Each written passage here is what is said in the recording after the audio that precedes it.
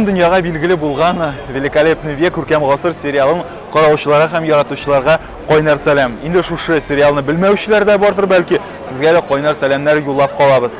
Килдек без Төркиягә, бөек Истанбул шәһәрендә «Великолепный век» сериалы эзләре буйлап репортаж төшерергә. Инде бу видео язма да без сезгә күрсәтербез атаклы Топкапы сараен, Сөләймания мәчетен, Султан Сөләйман белән Хюррем Султан һәм башка мәгълүм атаклы шәхесләрнең төрбәләрен.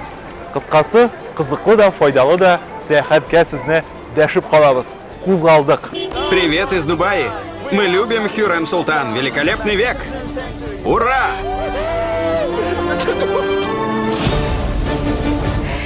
Привет из Эстонии. Мы смотрим «Великолепный век».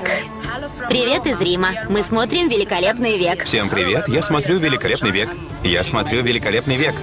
Мы из Китая. Мы смотрим «Великолепный век». Приветствую, я Михайла из Бухареста, из Румынии. «Великолепный век» — мой любимый сериал. Привет из Москвы. Мы смотрим «Великолепный век». Сериалда Султан Сөләйман идарә иткән чор сурәтләнә. Уңган акыллы батыр җитәкче була ул. Госманлы империясын 1520 елдан 1566 елга чаклы җитәкли. Барлыгы 46 ел. Бик күп сугышларда катнаша, берсе артыннан берсе дәүләтләрне буйсындыра. Фильмда бу фактлар шулай ук ачык күрсәтелә. Иҗади шәхестә була Сөләйман, зәркән эшләнмәләр ясый, шигырьләр иҗат итә, фәлсәфә белән кызыксына. Ул ярлы кеше яки бай чит ил кешесе кыяфәтенә кереп, киенеп, ясанып, базарга чыккалый торган була. Шул рәвешле дөнья хәлләре һәм халыкның үзе, ягъни Султан турында нәрсә уйлаганын белә. Султан Сөләйман идарә иткән чорда Госманлы империясында мәһабәт биналар төзелә. Иңелек Сөләймания мәчетен карап узыйк. Сөләймания мәчете, кемдә әйтүе буенча инде Истанбулның иң зур мәчете булып санала, кемдә әйтә иң зур мәчетләрнең берсе, ягъни инде моннан да зуррак мәчетләр бар. Ярый, анысы турында инде һәркем үзе хәл итәр. Һәм шуны әйтергә кирәк, без игътибар иттек, Истанбулда мәчетләр бер-берсенә шул кадәр охшаган. Карыйсың да бу Сөләймания микән, юк микән дип бераз шикләнеп тә торасың. Инде ул үз эченә, ягъни шушы мәчет үз эченә 5000 кешене сыйдыра ала. Синан ага, шушы мәчетне төзеткән мимар Синан, төзеп бетергәч әйтә, бу мәчет гомерлек булачак. Инде күреп торасыз, үзегез дә мәчет матур гына тора бирә. Инде ул 1557 елда төзелеп беткән һәм шул чордан бирле түрек халкын һәм башка туристларны сөендерә. Мәчет Султан Сөләйман кушуы буенча 1550-1557 елларда төзелә. 7 ел 1660 елда янгын вакытында зыян күрә, 1766 елда җир тетрәп, мәчеткә кабат зыян салына. Әмма бина нык була, бернинди бәла-казага бирешми. Мәчеттән кала биләмәсендә, территориясында, ягъни мәдрәсә, ашханә, сырхауханә, хәтта обсерваториядә урын алган. Тагын бер кызыклы факт турында әйтергә кирәктер. Шушы мәчет территориясында урнашкан Султан Сөләйман белән Хюррем Султанның каберлекләре, ягъни инде төрбәләре. Алар турында без аерым сөйләп үтәрбез. Падишах шушы мәчетне үзенең йөрәге дип атый. Һәм Хюррем Султан үзенең соңгы гозере буларак булай дип әйтә. Султанга, әгәр дә бу синең йөрәгең икән, минем синең йөрәгеңдә мәңге яшисем килә, һәм шушы мәчет территориясында җирләнүен сорый, һәм Хюррем Султанның әлеге гозере үтәлә. Султан Сөләйманның башын әйләндергән, үзе дә падишахка үлеп гашык булган Хюррем Султан турында да берничә сүз. Я Александра Роксолана, рабыня, которую продали во дворец османского правителя.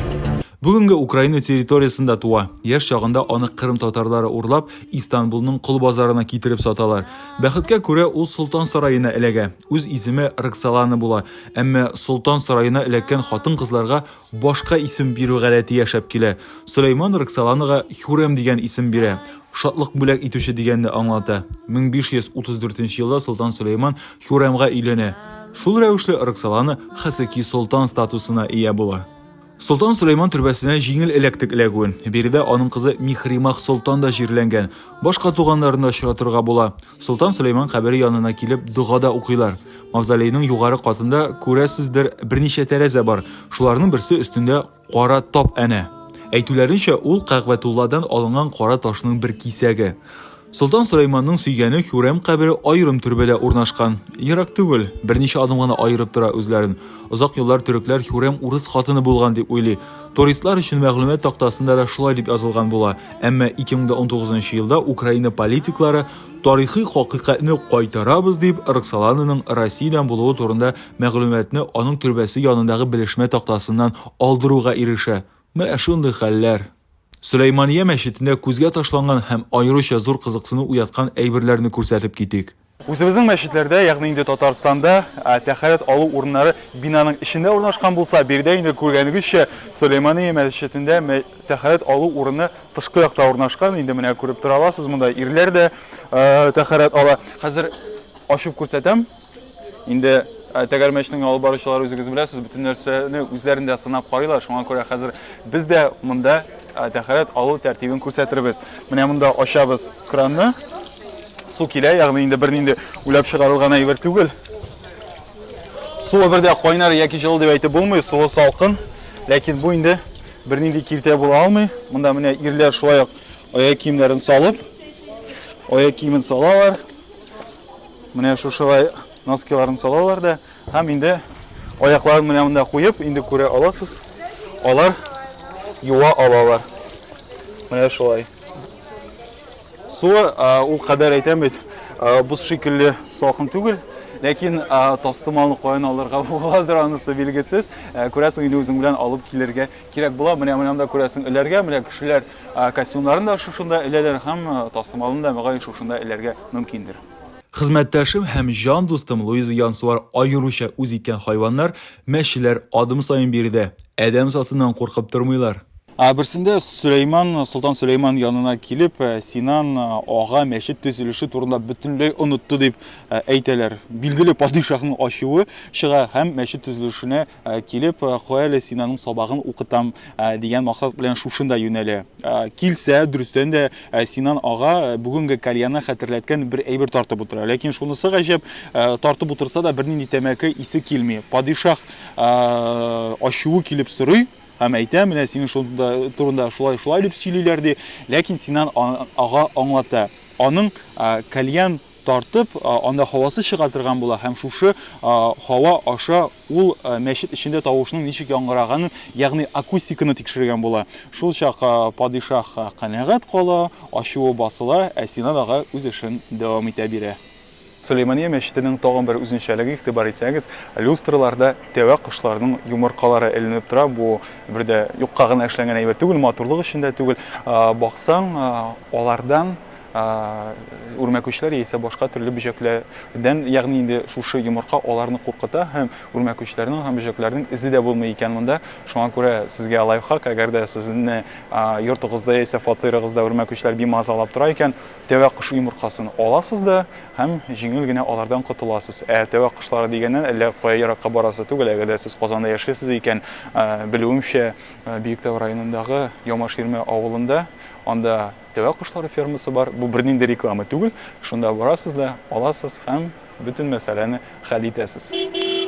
Солтан Сөләйман Госманлы империясы белән идарә иткән чор Явыз Иван идарә иткән вакытка туры килә. Мәскәү князы Василий 3 вафат булганнан соң Иван 4 3 яшьлек чагында тәхеткә утыра.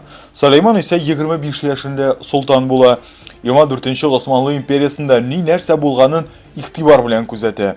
Бер мәл Мәскәү белән Төркиянең карашы уртак булып, күпмедер вакыт союздашта булып торалар. Моның шулай озак бара алмаячагын яшь патша, ягъни инде безнеке алдан чамалый. Явыз Иван Казан белән Әстерхан ханлыкларын яуларга теләсә, Төрек султаны да Кырымны буйсындырган кебек, калган шушы ике ханлыкны да басып алырга омтыла. Госманлы империясы Кавказны да үз ягына аударырга ниятли. Патша моның зур каршылык белән тәмамланасын алдан уйлап куя. Күркәм гасырда күпчелек вакыйгалар Топкапы сараенда бара. Яшеллеккә күмелгән гаҗәеп матур бу урынга туристлар ташкын булып агыла. Бөтен җирдә чират. Русча сөйләшүчеләр шактый күп. Байтагы Великолепный век сериалы фанатлары. Топкапыда кемне генә очратырга мөмкин түгел. Әйтик, менә шушындый үзебезнең Татарстан флагында урын алган мәчетне дә очратырга була. Инде Топкапы турында әйтәбез икән, аның биләмәсе шул кадәр зур, хәтта шутлап чыгарганнар, ул Монако дәүләтенең яртысы булып тора. Инде Топкапы ул 400 елга якын Госманлы императорларының төп резиденциясы булып тора.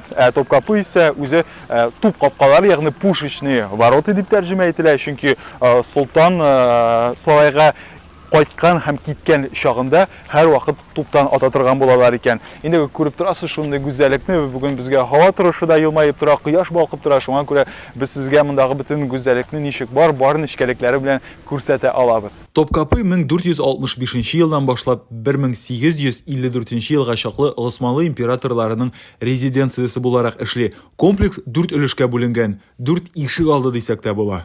Великолепный век сериалын караучылар шушы капкаларны бик тиз танып алганнардыр, чөнки Топкапы сарайын сүрәтләгәндә нәкъ менә шушы капкаларны күрсәтәләр. Алар сәламләү капкалары дип атала. Алар беренче һәм икенче ишек алларны тоташтыралар. Барлыгы Топкапы сараенда 4 ишек алды бар.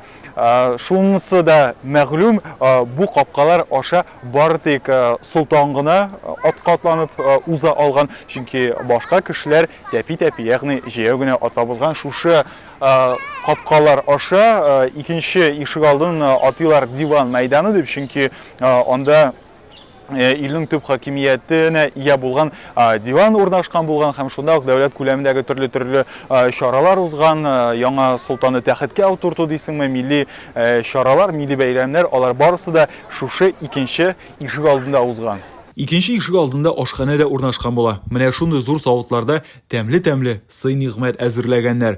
Хәтерлисезме, сериалда баш пешекче Шекер ага белән Сөмбел аганың еш кына аш бүлмәсендә сөйләшеп, серләшеп, кай вакыт әйткәләшеп тә алган чакларын күрсәтәләр.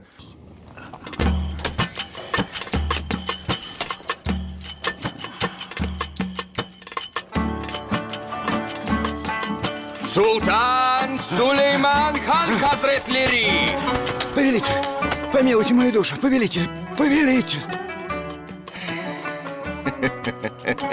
Ашхана территориясе гаҗәеп зур. Ерактан 40 кирпич торба кукрайып тора әнә. Дөрес булса, Топкапыда аш-су әзерләүдә 1200 кеше катнашкан. Империянең төрле почмакларыннан тонна ризык шушында агылган. Сарайны күз карасыдай саклаган янычарлар армиясының да тамагын туйдырасы булган бит. Монда хәзер матур өстәл аш-су җиһазларыннан күргәзмәләрдә тәкъдим ителә. Топкапы сарайында фонтаннар, шишмәләр күп. Алар бинаның диварларына да уеп ясалган була. Моны серләшкәндә башкалар ишетмәсен өчен шулай эшләгәннәр. Инде иң зур серне дә шишәгә кирәктер. Сериал нигездә декорация рәвешендә ясалган павильоннарда төшерелгән. Топкапының үзендә түгел ягъни. Бу аңлашыла да, чөнки фильмны төшерү 4 елга сузылган. Сарайны 4 елга ябып торып булмый бит инде. Топкапы сарайынан Босфор бугазы белән Золотой Рог, алтын мөгез култыгы күренеп тора. Көркәм гасыр сериалында Хюррем Султан еш кына гөнаһы булган яки үзе өнә бетермәгән кешеләрне, аеруча хатын-кызларны Босфор суында батырырга әмер бирә. Немедленно увидите ее. Рустему Паше передайте мой приказ. Пусть эту изменницу задушит и в Босфор кинет. Хюррем Султанның ничә дошманын үз куенына алып киткәндер шушы Босфор сулары, анысы безгә билгесез, ләкин шунысы мәгълүм, халык Босфор буен 16-нчы гасырда үз итеп йортлар төзи башлый. Беренче булып мәчетләр һәм вазифаи затлар, ягъни бүгенге тел белән әйтсәк, начальниклар өчен сарайлар төзелә. Еш кына кешеләрне үлем җәзасына хөкем итеп, нәкъ менә Босфор суларына ташлый торган булалар. Әйтүләренчә, Топкапыда Босфорга чыга торган турбаның булуы билгеле. Шуңа күрә балыкчылар Босфор буенда капчыкка тап булсалар, анда нәрсә барлыгын чамалап, сискәнә торган булалар. Босфор Европа белән Азия арасындагы сулы шик булып тора. Ул кара һәм мәрмәр диңгезләрне тоташтыра. Дөньядагы иң кыска бугаз, аның озынлыгы 31 километр, уртача тирәнлеге 65 метр, сай урыннарында исә 13 метр. Тарихчылар әйтүенчә, Босфор безнең эрага кадәр 5600 ел элек Атлантик океандагы бозларның эреүе нәтиҗәсендә барлыкка килгән. Урта диңгезнең суы 120 метрга күтәрелгән диелә. Шул чорда Азов диңгезе дә барлыкка килә. Истанбулның тагын бер йөзек кашы Галата манарасы. Топкапы сараеннан яхшы күренә ул. Сериалда да еш кына күзгә чалынып китә. Бик борынгы манара 1348 елда салыны, төрле елларда реставрация ясала. Озынлыгы 67 метр. Диңгезчеләр өчен ерактан күреп була торган билге буларак ясала. Монда да туристлар буарлык бүген. Манараның иң югары ноктасыннан Истанбул уч төбендәгедәй күренә. Бинаның һәр катында күргәзмә, фотогалерея, сувенир кибетләре. Беренче очышлар шушы Галат манарасыннан башкарылган дигән хәбәргә дә тап булдык. Интернетта 1632 елда Әхмәт Челеби исемле бер кеше ясалма канатлар ясап, әнә бу Босфор бугазы аша Стамбулның Азия өлешенә барып утыра дигән дип хәбәр итәләр. Шулай ук тарихи белешмәлекләрдә Солтан аны моның өчен бүләкли, ләкин ни сәбәпледер соңыннан аны Алжирга сөрәләр. Ясалма канат ясаучының исеме әйтеп бетермәгәнмен. Хизарфен Әхмәт Челеби. Манараның бер катында заманча технологиялар ярдәмендә һәркем үзен Хизарфен итеп хис итә ала. Менә бер кыз да Босфор бугазы аша очыш ясый. Сүз уңайыннан бу тарихи факт күркәм гасырның империя Кёсем өлешендә дә урын алган.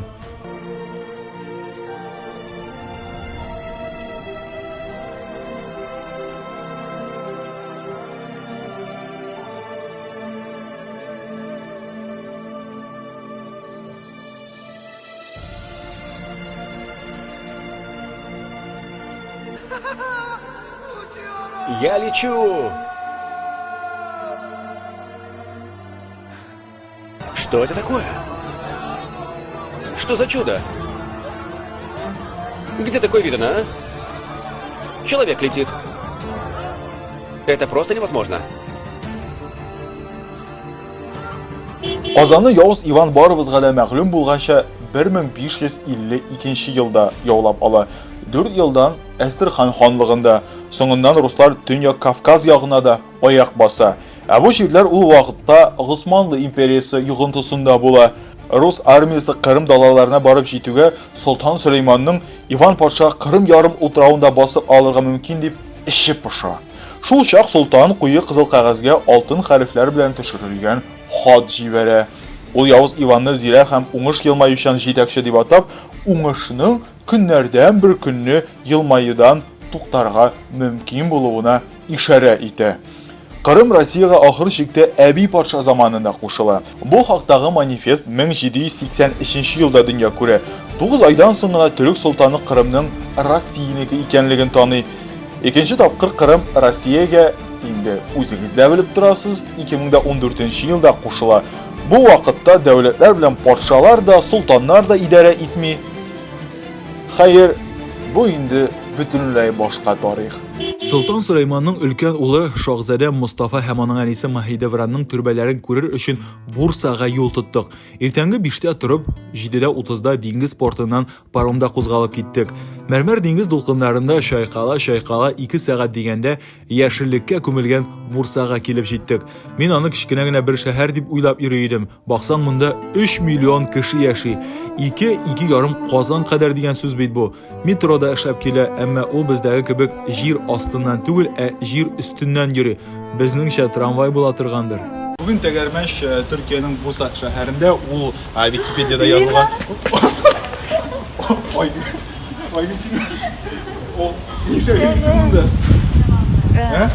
Чыктым урамга йөрергә. Кара, син хәзер без бит тәгәрмәч белән шәһәргә килдек монда. Юк, син монда каян килеп чыктыңсың? Мин монда эшләр буенча килгән идем кадәр.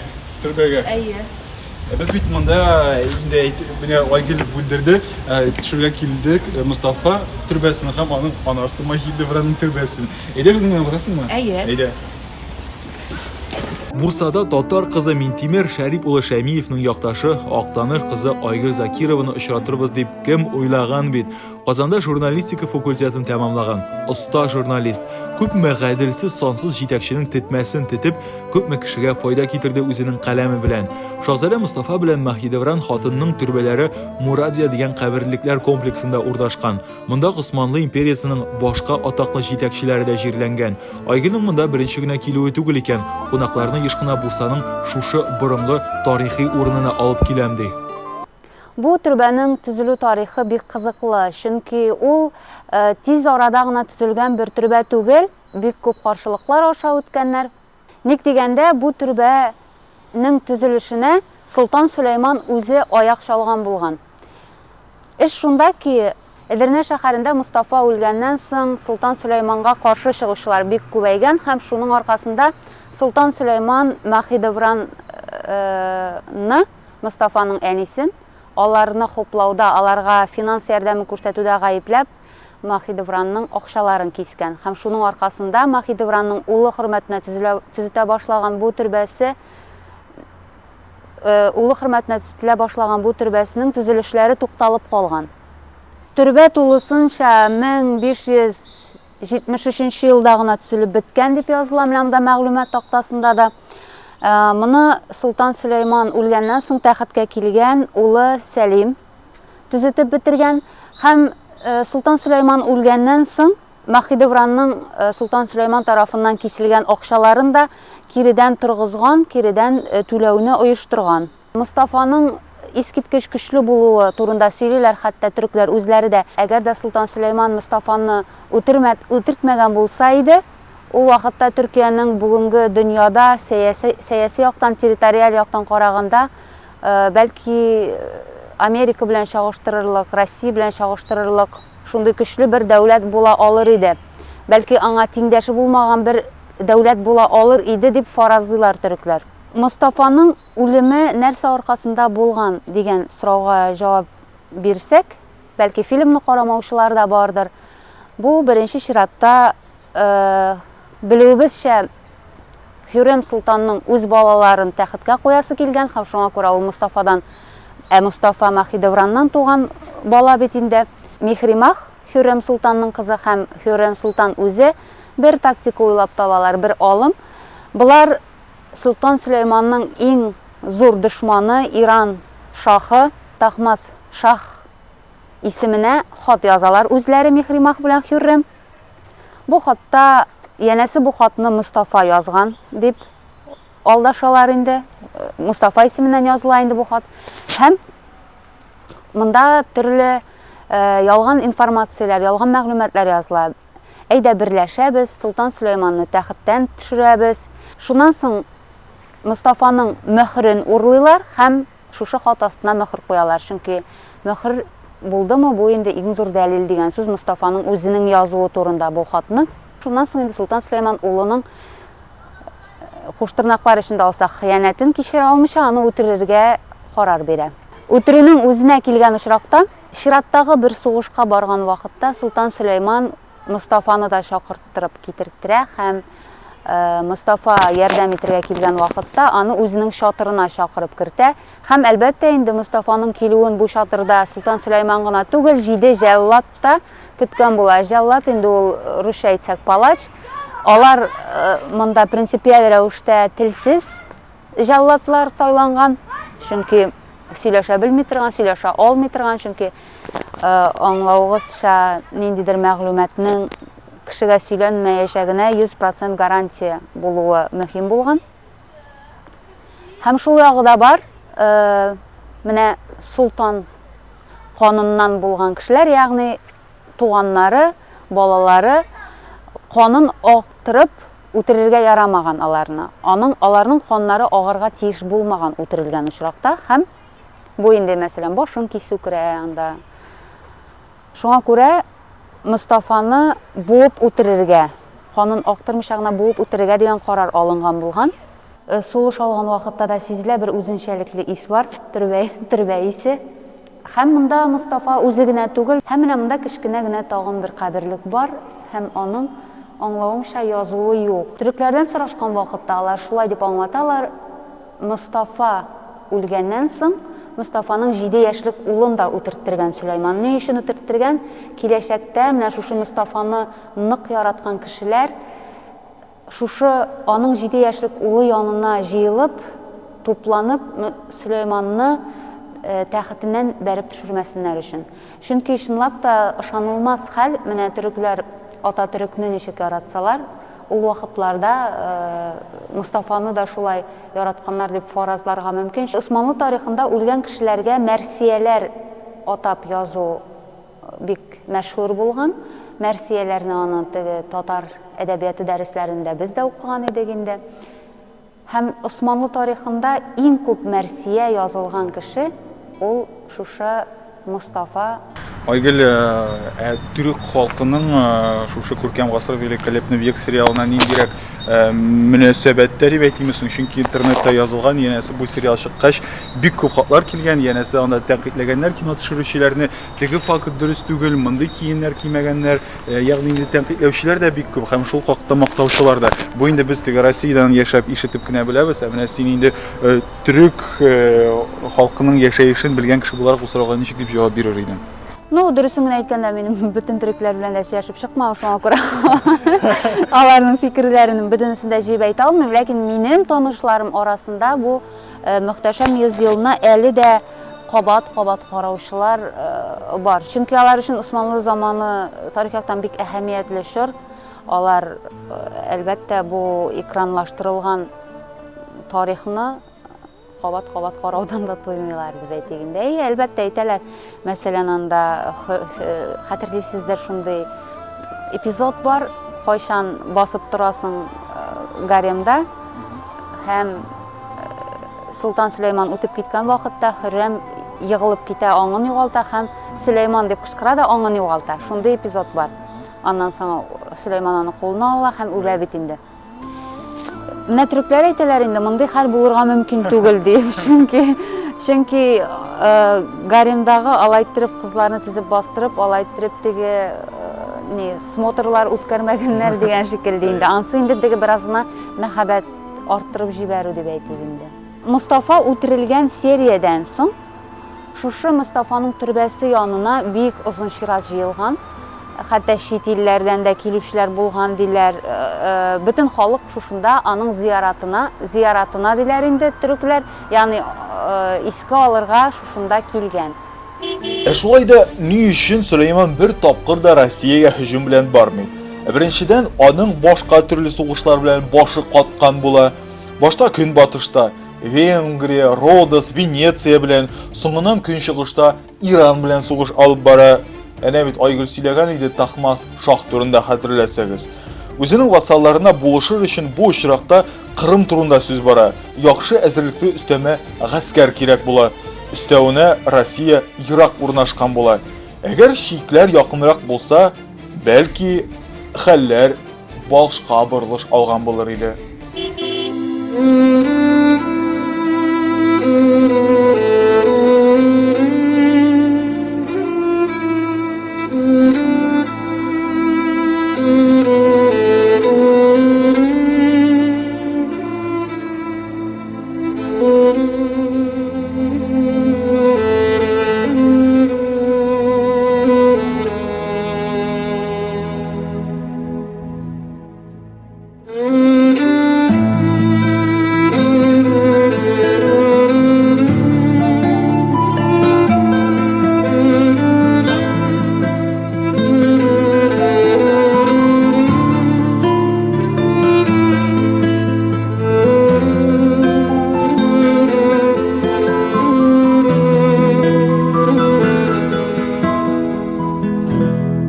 Күркәм гасыр великолепный век эзләре буенча төшерелгән репортаж шуның белән тәмам. Сезгә ниндидер кызыклы, файдалы, мавыктыргыч мәгълүмат ирештерә алдык дигән өметтә калабыз. Инде төрекләр белән татарлар арасында булган уртаклыкларны һәм аерылмалы якларында күрсәттек.